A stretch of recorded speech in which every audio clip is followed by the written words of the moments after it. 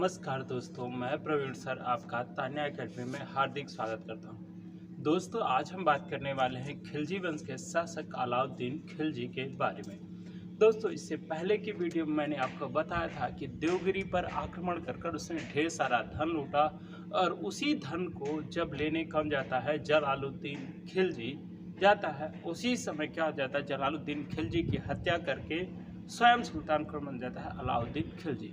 तो दोस्तों, ये सब सारी चीज़ों के बारे में हमने आपसे बात कर रखी है, लेकिन दोस्तों हमें समझना चाहिए कि अलाउद्दीन खिलजी कैसे शासक बना था, उसके बारे में हमें पता होना चाहिए। तो दोस्तों, हम क्या करेंगे, पहले तो उसके बारे में समझेंगे। दोस्तों, जो अलाउद्दीन खिलजी है, क्या है अलाउद्दीन खिलजी। अलाउद्दीन खिलजी का जो दोस्तों टाइम पीरियड है वो है 1296 से, क्या है 1296 से लेकर 1316। कितना है 1316 तक उसने शासन किया था। दोस्तों, हम क्या करते हैं, इसके पहले प्रारंभिक जीवन के बारे में बात करते हैं। बचपन में इसके माँ बाप मर चुके होते हैं, तो इसका पालन पोषण इसके चाचा करते हैं। तो सब कुछ किसके साथ चल रही होती है, चाचा के साथ ही चल रहे होते हैं। जब जलालुद्दीन खिलजी क्या है, जब जलालुद्दीन खिलजी दिल्ली सल्तनत की गद्दी पर बैठा तो इसने इसे अमीर तुजुक के पद पर नियुक्त किया। किसके पद पर, अमीर ए तुजुक के पद पर नियुक्त किया। और उसी समय 1290 में किसने विद्रोह किया था, मलिक छज्जू ने विद्रोह किया था। मलिक छज्जू कहाँ का गवर्नर था, अब कड़ा मानिक का गवर्नर था। और किसका भतीजा था, बलवन का भतीजा था। और उस विद्रोह को अरकली खान ने, किसने, अरकाली खान ने क्या कर दिया था, दमन कर दिया था।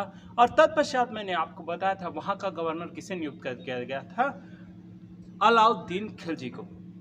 किसको, अलाउद्दीन खिलजी को नियुक्त कर दिया था। यह घटना दोस्तों 1290 की होती है। और आप देखेंगे कि अलाउद्दीन खिलजी क्या था, युवा था। अलाउद्दीन खिलजी युवा था, जबकि जलालुद्दीन खिलजी वृद्ध हो चुका था। मैंने आपको बताया था कि जलालुद्दीन फिरोज खिलजी 70 वर्ष की अवस्था में क्या बना था, गद्दी पर शासक बना था। और जैसे मैंने बताया था कि वो उदार शासक था, कुशल सेनापति था, लेकिन उम्र बढ़ने के कारण वह उस तरीके से कार्य नहीं कर रहा था। मैंने आपको बताया था कि वो बलवन की गद्दी तक पर भी नहीं बैठता और अपना राज्याभिषेक कहाँ करवाता है, किलोखरी महल पर करवाता है। तो होगा क्या दोस्तों, एक ऐसा तबका होगा जो जलालुद्दीन खिलजी को पसंद नहीं कर रहा होगा। क्यों पसंद नहीं कर रहा होगा, क्योंकि उसके उदारवादी नीतियों के कारण क्या हो रहे थे, विद्रोह हो रहे थे। इस कारण ये सारी चीजें आपको देखने को मिलेगी। जैसे मैंने आपको बताया था पिछले एग्जाम में, क्या पिछले पीजीटी के एग्जाम में क्वेश्चन पूछा था कि ठगों का दमन किस सुल्तान ने किया था, तो अब जलालुद्दीन फिरोज खिलजी ने किया था। और मैंने आपको बताया कि वो क्या करता है, उनका दमन करता है और ले जाके फिर क्या करता है, बंगाल में उन्हें छोड़ देता है। तो इस तरीके चीजें होती है। तो क्या होता है, अलाउद्दीन खिलजी को कुछ लोग शासक बनाना चाह रहे थे। क्या कर रहे थे, कुछ लोग उसे शासक बनाना चाह रहे थे। लेकिन अलाउद्दीन खिलजी चतुर था। क्या था, चतुर था। और इस कारण क्या है, इस कारण वह समय का क्या करता है, इंतजार करता है। समय का तब इंतजार भी करेगा और साथ साथ एक चीज और ध्यान रखेगा कि उसके समर्थक कितने ज्यादा बढ़ रहे हैं, इस चीज को भी ध्यान रखा। जैसे आपको आपके 4 समर्थक हो जाए, 4-5 समर्थक हो जाए, या मान लीजिए उसकी संख्या 50 में हो जाए और आपको कहे नहीं तुम सुल्तान बन जाओ, तुम सुल्तान बन जाओ। ऐसा पॉसिबल है किसी सुल्तान को हटाकर नया सुल्तान बन जाए? तो इस तरीके से चीजें पॉसिबल नहीं थी। तो अलाउद्दीन खिलजी क्या करता है, इंतजार करता है। और इंतजार कब तक करता है, 1292 तक। कब तक करता है, 1292 तक यह इंतजार करता है। और इंतजार के दौरान वो क्या करना चाहता है, मालवा पर आक्रमण। क्या करना चाहता है, मालवा पर आक्रमण करना चाहता है। और इसकी इजाजत किससे लेता है, जलालुद्दीन खिलजी से लेता है। और जलालुद्दीन खिलजी से जब इजाजत लेता है तो वो क्या करता है, सैन्य संख्या में बढ़ोतरी की भी बात करता है। और अलाउद्दीन खिलजी उसका भतीजा था, तो कोई दिक्कत थी ही नहीं। तो वो कहता है ठीक है, जैसा चाहो तुम वैसा कर लो। तो इस तरीके से वो क्या करता है, 1292 में, क्या है 1292 में कहां पर आक्रमण करता है, मालवा पर आक्रमण करता है। अब जब मालवा पर आक्रमण कर रहा था तो उसी समय उसने भिलसा पर भी आक्रमण किया। कहां पर आक्रमण किया, भिलसा पर आक्रमण किया और भिलसा से भी उसने ढेर सारा धन जीता। मालवा को भी जीता, भिलसा को भी जीता और इसके पश्चात ढेर सारा धन इकट्ठा किया। और धन इकट्ठा जब किया तो वो धन क्या करता है, किसके पास पहुंचाता है? अलाउद्दीन खिलजी जलालुद्दीन खिलजी के पास भिजवाता है, जिससे जलालुद्दीन खिलजी और ज्यादा प्रसन्न होता है। क्या है? और ज्यादा प्रसन्न होता है। और प्रसन्न होने के कारण उसने कड़ा मानिकपुर के अतिरिक्त उससे अवध की भी जागीरदारी दे दी। और मैंने आपको बताया था कि जलालुद्दीन खिलजी के विरुद्ध जब मलिक छज्जू ने विद्रोह किया था तो उसके साथ अवध का नवाब भी अवध का भी सूबेदार भी सम्मिलित रूप से विद्रोही था।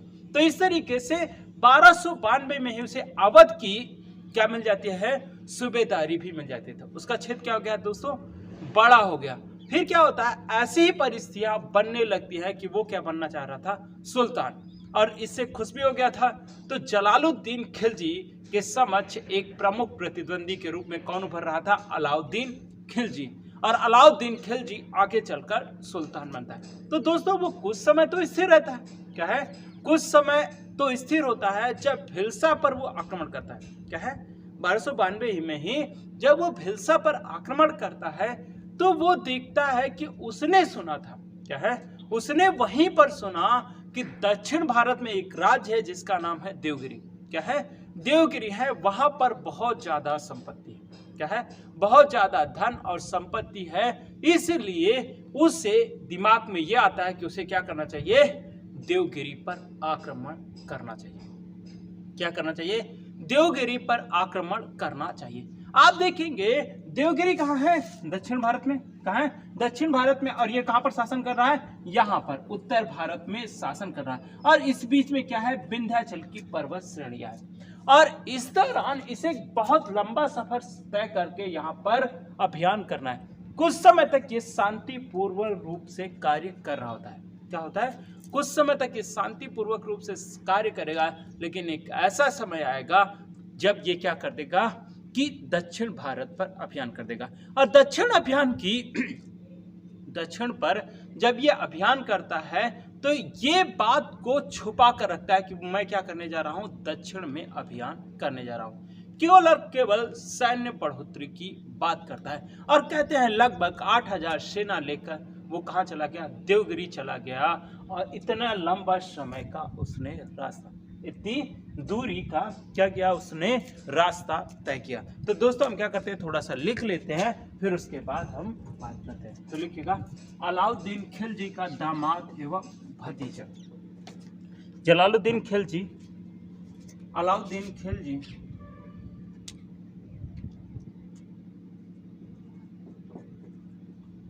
अलाउद्दीन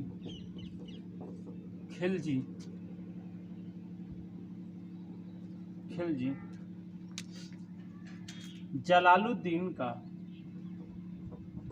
जलालुद्दीन का दामाद एवं भतीजा था।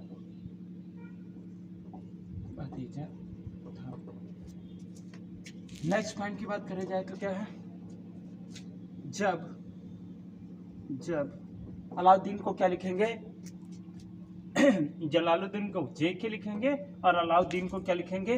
हम ए के लिखेंगे। इससे आपको समझना है। जब जे के शासक बना तो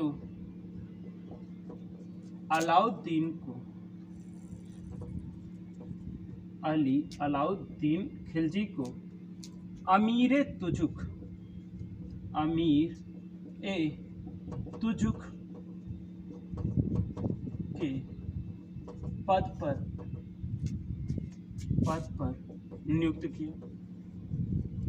नियुक्त किया। नेक्स्ट 1290 में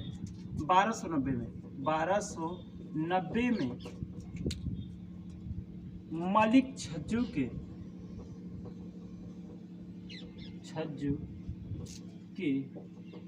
विद्रोह के पश्चात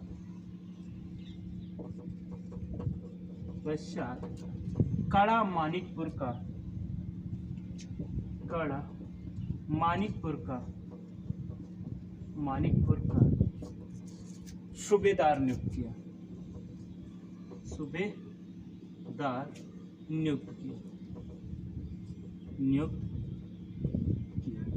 ठीक है दोस्तों, इसे लिख लीजिए या फिर स्क्रीनशॉट ले लीजिए।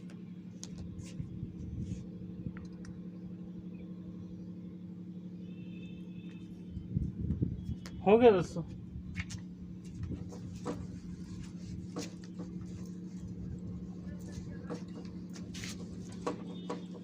दोस्तों कुछ चीजें हमें कहानी के तौर पर याद होती हैं तो वो क्वेश्चन कभी गलत नहीं होते। अब ये सारी चीजें हमें ध्यान रखना है। देखिएगा 1292 में एके ने मालवा पर आक्रमण किया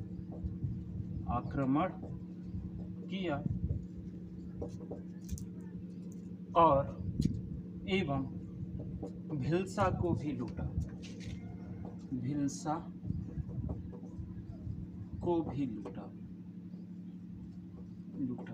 ठीक है। नेक्स्ट पॉइंट, यहां से प्राप्त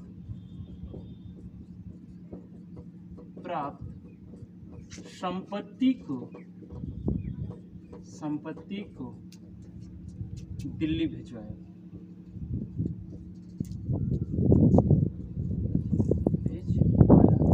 जिससे जेके बहुत खुश हुआ,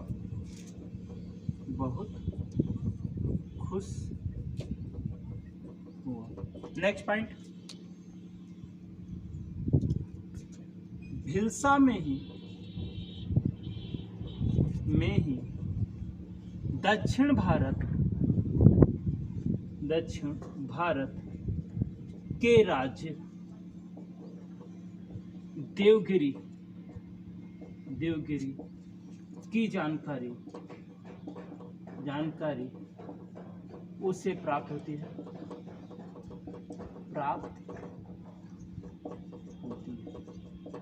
ठीक है। इसे लिख लीजिए, फिर स्क्रीनशॉट ले लीजिए। हो गया दोस्तों।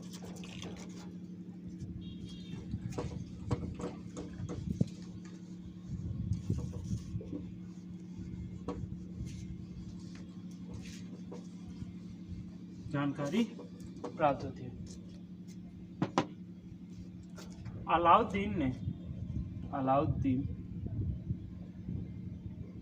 अलाउद्दीन खिलजी से प्रसन्न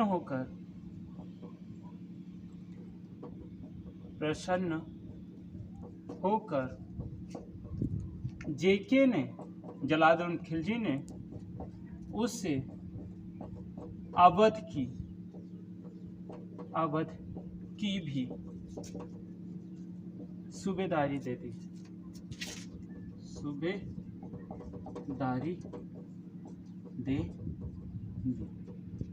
कहाँ की सूबेदारी दे दी? अवध की भी सूबेदारी दे दी। ये भी हमें पता होना चाहिए। तो अलाउद्दीन कहाँ पर आक्रमण करना चाहता था? देवगिरी पर आक्रमण करना चाहता है। उसमें देवगिरी का शासक कौन था? रामचंद्र थे। कौन थे? रामचंद्र थे। और उसका लड़का क्या है? उसके लड़के का नाम था शंकरदेव। क्या है? शंकरदेव। जब अलाउद्दीन खिलजी क्या है? जब अलाउद्दीन खिलजी देवगिरी पर आक्रमण करने जा रहा था तो उसका पुत्र शंकरदेव आधी सेना लेकर कहाँ पे गया था? तीर्थ स्थल पर यात्रा करने के लिए गया था। जब क्या होता है, देवगिरी अलाउद्दीन खिलजी पहुंचता है, तब क्या होता है, एक रामचंद्र उसे देखकर भौचक्का हो जाता है। और तत्पश्चात क्या होता है, दोनों के बीच क्या है, दोनों के बीच लसूड़ा के मैदान में, देवगिरी से 12 मील दूर क्या है, 12 मील दूर लसूड़ा के मैदान पर दोनों के मध्य युद्ध होता है। और इस युद्ध में वो अफवाह फैला देता, कौन? अलाउद्दीन खिलजी, कि मुझे बैकअप या सपोर्ट के लिए कौन सेना आ रही है? दिल्ली की सेना आ रही है। इस तरीके से रामचंद्र जो होता है वो क्या होता है कि अपने आप को सरेंडर कर देता है और किले में छुप जाता है। किले में छुप जाएगा तो उसे क्या करनी पड़ती है? संधि करनी पड़ती है। तत्पश्चात जब यह युद्ध समाप्ति हो रहा था और संधि समाप्ति हो रही थी, तब क्या होता है, उसका पुत्र कौन, रामचंद्र का पुत्र शंकर देव आ जाता है और शंकर देव क्या कर देता है, कहता है कि नहीं अब हम क्या करेंगे, हम आक्रमण करेंगे या अलाउद्दीन खिलजी से क्या करेंगे, युद्ध करेंगे। और युद्ध करने के पश्चात क्या होता है, फिर दोनों में भिड़ंत होगी, किसके किसके, अलाउद्दीन खिलजी और शंकर देव में भिड़ंत होगी और अंततः विजय किसकी प्राप्त होती है। अलाउद्दीन खिलजी जब ये चीज देखा है तो उसने अपनी सेना को दो भागों में बांट दिया, एक हिस्सा तो शंकर देव से लड़ रहा था और दूसरा देवगिरी के किले को देख रहा था। जब देखते हैं कि अलाउद्दीन खिलजी पराजित हो रहा था तो जो देवगिरी पर क्या है, जो देवगिरी की सुरक्षा कर रहे थे वो क्या सुरक्षा का मतलब ये है कि उसको घेरे हुए थे, जब घेरे हुए थे तो वो लोग क्या आ जाते हैं, पीछे से आ जाते हैं। और जैसे उसने अफवाह फैलाई थी कि दिल्ली से उसे बैकअप सपोर्ट मिलने वाला है और वैसा ही उसे प्रतीत होने लगता है, किसको, शंकर देव को। और अंततः जीतता जीतता जो युद्ध था वो क्या होता है, अलाउद्दीन खिलजी से पराजित हो जाता है। इस तरीके से देवगिरी का वो क्या अभियान होता है, वो सफल अभियान हो जाता है। इसी अभियान के पश्चात वो क्या आता है, कड़ा मानिकपुर आता है और इसी कड़ा मानिकपुर में क्या है, कड़ा मानिकपुर में ही क्या करता है, उसे बुलाता है, किसे, जलालुद्दीन खिलजी को बुलाता है। और जलालुद्दीन खिलजी जब कड़ा मानिकपुर में आता है तो उसकी क्या कर दी जाती है, हत्या कर दी जाती है। क्या कर दी जाती है, हत्या कर दी जाती है। तो इस तरीके से ये सारी कहानियां रही। तो आप इसे थोड़ा सा लिख लीजिए। अलाउद्दीन खिलजी ने सेना बढ़ोतरी की और देवगिरी पर आक्रमण किया। देवगिरी का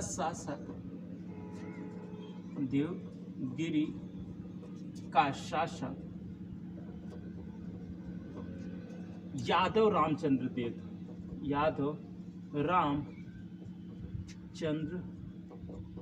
देव था।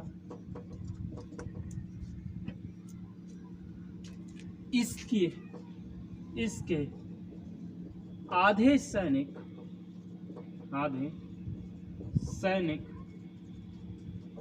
पुत्र शंकर देव के साथ तीर्थ यात्रा पे गए थे।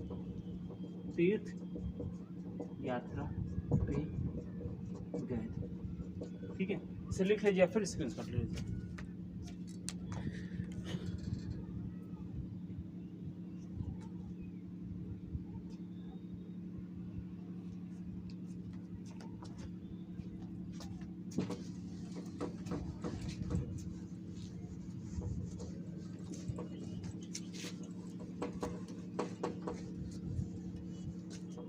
लिखिए, लसूड़ा के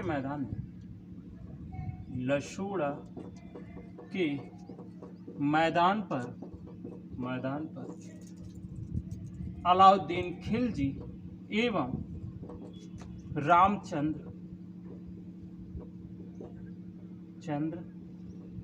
देव में युद्ध विजयी एक। ठीक है, तो ये सारी चीजें रही। नेक्स्ट, ये घटना कब की है, 1296 की, और कहीं कहीं किताबों पर क्या मिलता है, 1294 भी मिलता है। तो दोस्तों इस चीज को थोड़ा ध्यान रखना है। तो दोस्तों ये सारी चीजें रही अलाउद्दीन खिलजी के शासक बनने से पहले की घटनाएं। शासक बनने के पश्चात जैसे मैंने आपको बताया था कि अलाउद्दीन खिलजी क्या है, जलालुद्दीन खिलजी का दामाद है। क्या है, दामाद है। तो ये क्या करता है, अलाउद्दीन खिलजी जब जलालुद्दीन खिलजी को मारता है तो इसका जो चचेरा भाई था जिसका नाम था कद्र खां, क्या था, कद्र खां, उसको उसकी माँ क्या करती है, शासक बना देती है, सुल्तान बना देती है। लेकिन उसी समय उसे पता चलता है कि उसका दूसरा भाई अरकली खां जो मुल्तान का गवर्नर था उसे शासक बनने से इनकार कर देता है और तटस्थ रूप में मुल्तान से ही शासन कर रहा था। तो क्या होगा कि वो देख रहा है जब उसका भाई ही उसे सपोर्ट नहीं कर रहा है, तो इस स्थिति का फायदा उठाकर तुरंत अलाउद्दीन खिलजी ने कहा कूच किया, दिल्ली की ओर कूच किया। और दिल्ली में जब कूच किया तो उसने ढेर सारे धन को ऐसे ही लुटा दिया, क्योंकि देवगिरी से उसे ढेर सारा धन प्राप्त हुआ था। और उस धन को खर्चा करने के पश्चात क्या है, खर्चा करने के पश्चात उसका प्रतिरोध करने वाला कोई नहीं बना। और जिसको पैसा मिल जाता है तो वो कहता है ठीक है कोई बात नहीं, जो भी शासक बने हमसे क्या करना है। जैसे अभी देखो क्या करते हैं, पीएम केयर फंड में बंटवा दे रहे हैं। इस तरीके से जब नीति आती है तब आप देखते हैं कि शासक से क्या मतलब, जनता से क्या मतलब, तो थोड़ा सा पैसे मिल जाए, उसको कोई मतलब नहीं कौन शासक बन रहा है, कौन शासक नहीं बन रहा है, कौन प्रधानमंत्री बन रहा है नहीं बन रहा है, इससे कोई लेना देना नहीं होता। इस तरीके से क्या होता है, अलाउद्दीन खिलजी कहां पहुंच जाता है, दिल्ली पहुंचता है। दिल्ली जब पहुंचता है तो कद्र क्या है, कद्र खां जो इब्राहिम के नाम से शासक बना था उसका और अलाउद्दीन खिलजी के मध्य कहां होता है, युद्ध होता है। क्या होता है, युद्ध होता है। और जो उसके समर्थक थे कद्र खां या इब्राहिम खां के, वो क्या होते हैं, किससे मिल जाते हैं, अलाउद्दीन खिलजी से मिल जाते हैं। अलाउद्दीन खिलजी से जब मिलते हैं तब वही सारी चीजें परिवर्तित हो जाती है, वो उसे भागना पड़ता है। क्या होता है, उसे भागना पड़ता है, कहां पर, मुल्तान भागना पड़ता है। और अंततः बलबन के लाल महल में क्या है, बलबन के लाल महल में 1296 में क्या होता है, अलाउद्दीन खिलजी का वास्तविक राज्याभिषेक होता है। अलाउद्दीन खिलजी को राज्य का अपहरणकर्ता भी कहा जाता है। क्यों कहा जाता है, क्योंकि उसने अपने चाचा जलालुद्दीन खिलजी को मारकर सत्ता को प्राप्त किया था। दूसरी चीज, वो कैसा था व्यक्ति, उदार व्यक्ति था, तो उसके समर्थक भी तो होंगे, जो उसके पास नौकरी कर रहे थे वो क्या होंगे, उसका समर्थक में जो भी हो, कोई व्यक्ति उदार होता है तो उसके समर्थक भी तो होंगे। तो होगा क्या कि अलाउद्दीन खिलजी ने उन सब चीजों को ध्यान में रखकर कुछ दिनों तक दिल्ली में ढेर सारे धन बंटवाए। क्या करवाए, धन बंटवाए, जिससे अलाउद्दीन खिलजी के प्रति जिन लोगों को लग रहा था कि अलाउद्दीन खिलजी सही नहीं है, वो भी लोग क्या मानने लगते हैं, उसकी शासक को मानने लगते हैं। इस तरीके से अलाउद्दीन खिलजी ने अपना शासन अभियान शुरू किया या फिर शासन करना शुरू किया। तो दोस्तों नेक्स्ट में हम बात करेंगे अलाउद्दीन खिलजी के प्रारंभिक जीवन के बारे में, कहां से, 1296 से हम बात करेंगे। फिर हम उसके बारे में किसके बारे में बात करेंगे, अलाउद्दीन खिलजी के सैन्य अभियान, अलाउद्दीन खिलजी के सैन्य अभियान के पश्चात बाजार नियंत्रण, बाजार नियंत्रण के पश्चात उसने क्या क्या नीतियां की, या फिर उसके समय में मंगोल आक्रमण जो हुए हम उसके बारे में बात करेंगे। तो दोस्तों आज के लिए इतना ही, थैंक यू।